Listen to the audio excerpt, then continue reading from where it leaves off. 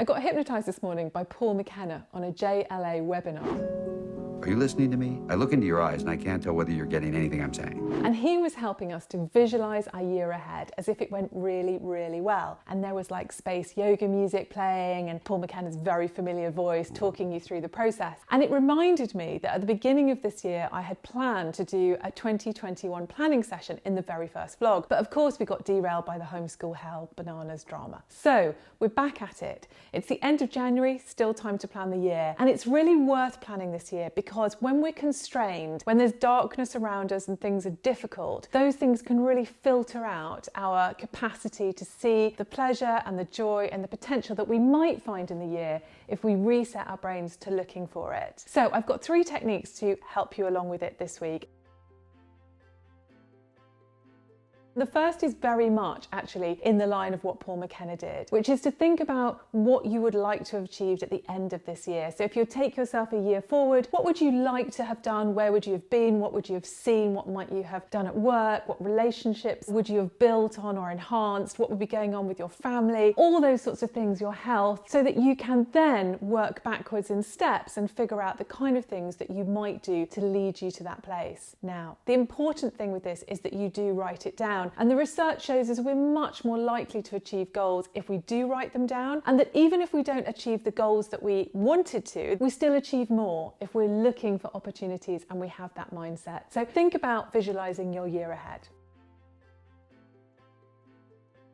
The second thought is to get an ally or a buddy to help you through it. And we plan out, what are we going to do in the next 3, 6, 12 months? What are we focused on? So at the moment, I've been talking about my plans for International Women's Day and having great content all set up to go with that. And then planning new content after that on productivity and hybrid work and what comes next. And facing our way out of this lockdown, what we're going to have to change to adjust to that post-lockdown life.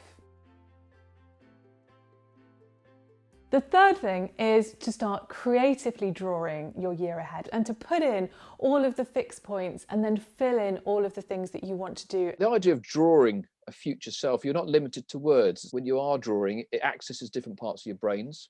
It's great to draw and talk to somebody at the same time. And you just start doodling. And then after a while, you start doodling things that you'd like to achieve. Now, the idea, what we know about setting goals for the future, there's some rules around it, of course. It had to be meaningful. It had to be realistic. If I want to do this, if I want to learn this about myself, achieve these goals for us, it's going to take effort. We're going to have to work at it. And if it has an element of effort, can we do this? And now you don't need to know how you're going to do it. It just needs to know, actually, that's a future self I'd really like to get to.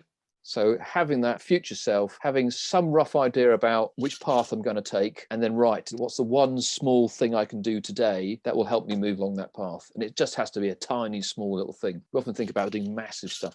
If you want to run a marathon, the first thing you do is buy a pair of trainers. You've started. The thing which this did for me when I started it was to really bring forward all of the holidays and all of the potential of those, the children's birthdays and what they would look like, how old they're going to be, and then to start filling in the work things and the other things that go around those to make them possible. And if you remain in need of any inspiration, last week I promised you that I would give you the update on outsourcing the 7-year-old's birthday party. Can confirm that Gilbert Giggles on the Zoom was brilliant, well worth every penny. But also, I was inspired by Caroline at Be Braver. It was her suggestion from Twitter, and rent a hot tub for the weekend, which was, what would you say, Lucy? Awesome! Which was possibly the best decision ever, justified through a complex network of other things that we're not doing. If it's something you can put in your calendar, I promise it's going to make it all worth it. See you next week.